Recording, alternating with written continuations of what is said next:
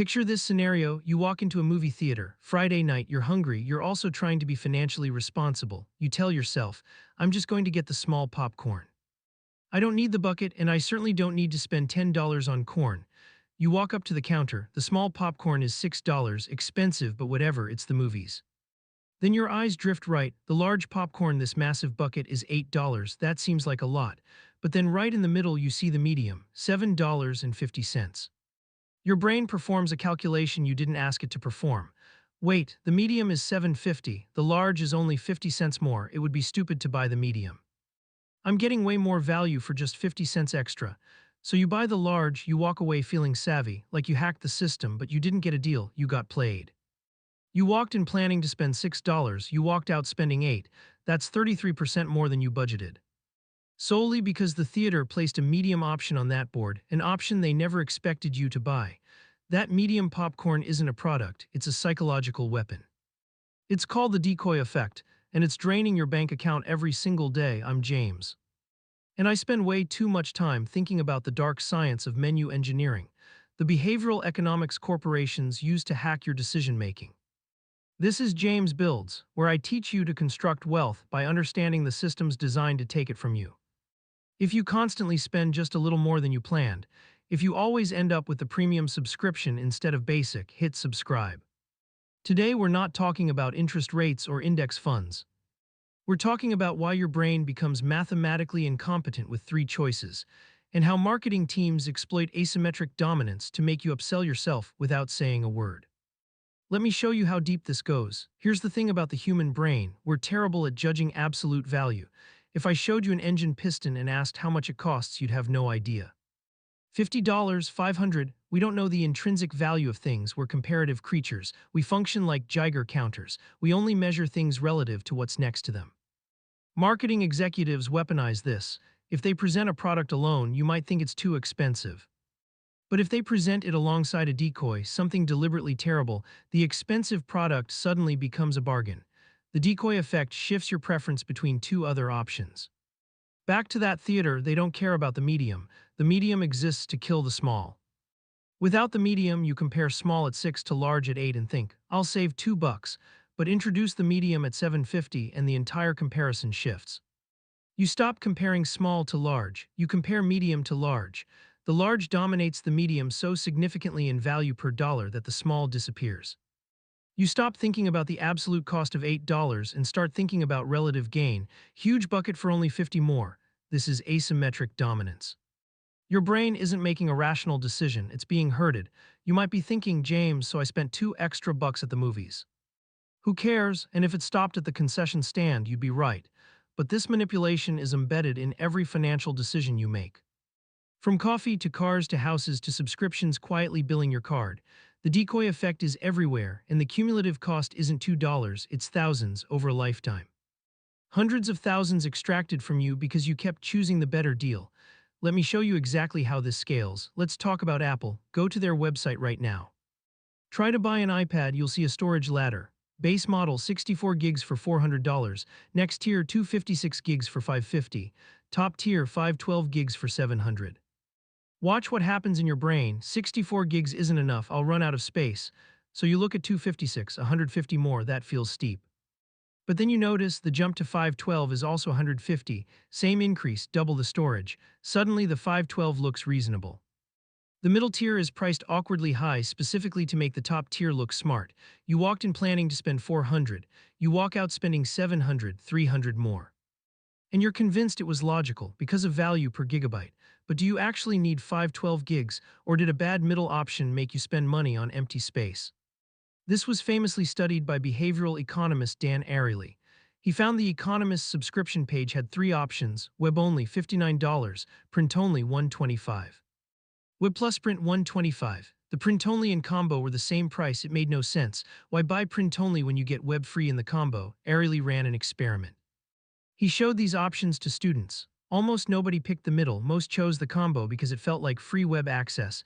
Then Ariely removed the middle option. Just two choices: web only for $59, combo for $125. Suddenly preference flipped, most chose the cheaper web only. The middle option was useless as a product, but essential as a psychological anchor. Its only job was making 125 feel like a bargain instead of a ripoff. Without the decoy, expensive looked expensive. With the decoy, expensive looked like victory. This is the invisible hand manipulating your wallet. This gets terrifying with the biggest purchase of your life. Real estate. A good agent weaponizes the decoy effect. Your house hunting. Budget 500,000. Agent shows you house A nice. Fits your criteria. Listed at 500K, then house B also 510K, but it's rough. Roof needs repairs. Kitchen from 1985. Busy street. You think, why are we here? The agent isn't showing you house B to sell it. They're resetting your baseline. After seeing the disaster, house A suddenly looks like a palace. Then they show house C. 525K, slightly better than A, and because you've been primed by the terrible decoy, you're now likely to stretch your budget. It's only 25K more. That's like $100 monthly on the mortgage. The bad option made mediocre look good and good look great. You just got herded into spending 5% more because someone showed you something worse first. Car dealerships do this with precision. Advertisement: Camry starting at 30,000. That's the anchor. You visit the dealership. Base model has cloth seats, no heated steering wheel, basic sound system, feels cheap. Then they show the limited trim. 40,000, that's a 10K jump. Your brain recoils, but wait, there's the premium trim, 38,000. It has almost everything the limited has, but it's missing that one feature you want, the panoramic sunroof. The dealer priced premium so close to limited that you think, for only 2K more might as well get fully loaded. The premium is the decoy, it makes the jump feel smaller. They're managing your pain. Once you've committed to 38K, 40K becomes frictionless. You plan 30, you're buying 40, and you feel smart. This creates upsell leakage in your daily spending. You control fixed costs, but discretionary spending inflates 20 to 30% because of these choices. Coffee. Starbucks perfected tall grand venti pricing. Tall $4.50, grand $5, venti $5.40, 40-cent difference, but significant volume increase. Your brain, better deal per ounce. So you upsell to venti every time, but did you need 20 ounces, or did pricing convince you to buy 8 extra you didn't need, if you did that daily?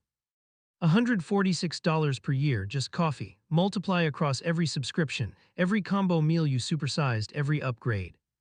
We're bleeding thousands annually in value upgrades we didn't need. We're efficient shoppers buying inefficient amounts. Why does our brain do this? Loss aversion and fear of missing out on value. When we see medium for $7.50 and large for $8, our brain interprets buying the medium as a loss. We feel like we're leaving popcorn on the table. We hate losing more than we love winning. This is evolutionary. Our ancestors who were careless with resources didn't survive. Marketers hack this drive. They create a scenario where the only way to avoid feeling ripped off is to spend more money. We want to be the smart consumer who maximizes value. So when we see large for only 50 cents more, we feel clever, but we're not clever. We're being herded into the exact choice they designed. The corporation isn't giving you a deal. They're giving you the illusion of one to extract more money than you plan to spend, and you thank them for it. This is a major driver of lifestyle creep. You get a raise. 5,000 more per year, time to upgrade my apartment. You enter the market with a budget, but it's filled with decoys. 1 bedroom, 2,000 monthly, that's your budget. Standard 2 bedroom, 2,800. 2 bedroom with view, 2,900. For only 100 more I get the view, so you justify 900 extra monthly. Because the comparison between standard and view makes the view look cheap, you stop asking, can I afford 2,900? Instead, which 2 bedroom is the better deal? Different questions. The first protects wealth, the second destroys it. You locked yourself into spending 10,800 more annually because a pricing ladder made you feel smart. But you didn't need a 2 bedroom, you needed to invest that 900 monthly. At 10% over 30 years, that's $2.04 million. You traded $2 million in future wealth for a view you'll stop noticing in 3 months. Software subscriptions are particularly nasty. Go to any SaaS pricing page, 3 columns, Basic, Pro. Enterprise, the bottom tier is deliberately crippled. Missing key features, limited users, no support. It's designed to make you hate it. Bottom tier is the decoy. The middle is always highlighted. Most popular, priced to be painful but acceptable compared to the terrible basic plan. They don't want you in basic. They know you won't pay for enterprise. They built the funnel to force you into pro. When you click select pro, you feel like you chose. You didn't. You walked the only hallway they left open. Most people never use the features they paid extra for.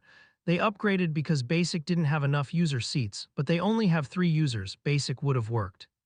They paid 40 extra monthly, 480 annually for features they thought they might need.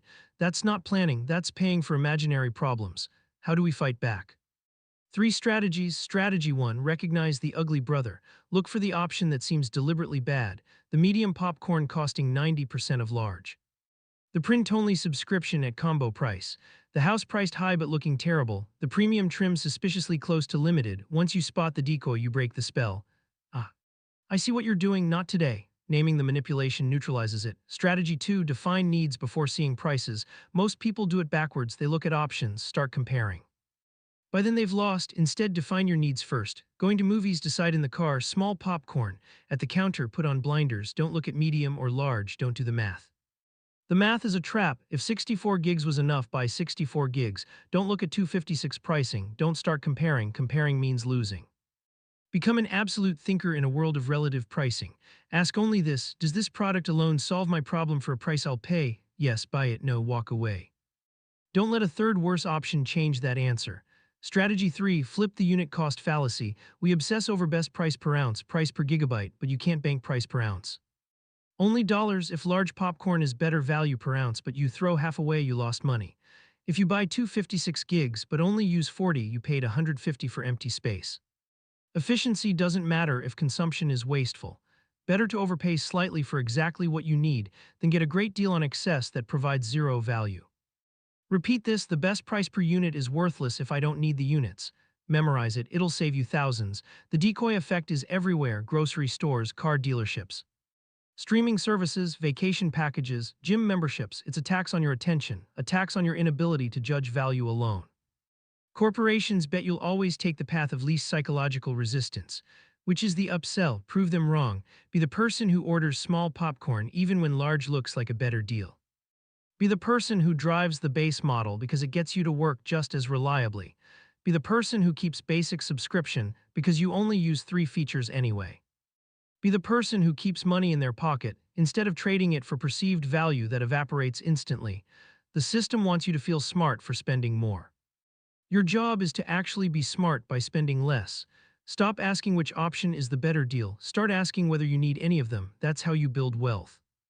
Not by maximizing value per dollar on purchases, but by minimizing purchases altogether. If this video made you realize you've been upselling yourself, share it with someone who always orders the venti. Subscribe for more blueprints on building wealth by understanding the systems designed to take it. I'm James. This is James Wealth. Build wealth, break traps. See you in the next one.